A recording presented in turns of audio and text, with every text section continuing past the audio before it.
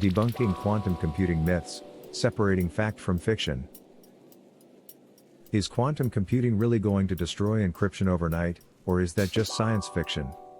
As headlines continue to sensationalize this emerging field, it's easy to get caught between awe and anxiety. But to truly understand the promise and limitations of quantum technology, we must first separate what's real from what's simply hype. Quantum computing, at its core, is not magic.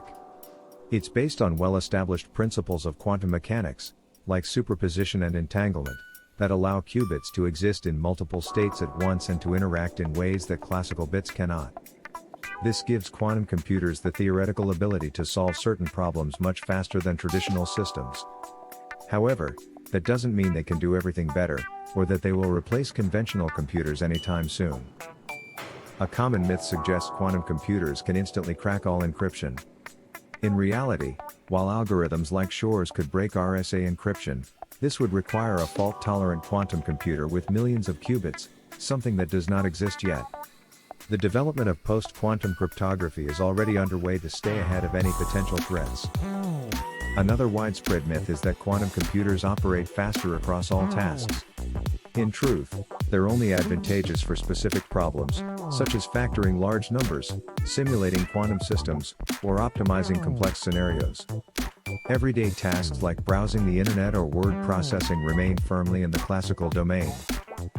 Even the idea that quantum computers are fully operational today is misleading. Most systems are in their noisy intermediate-scale quantum (NISQ) phase.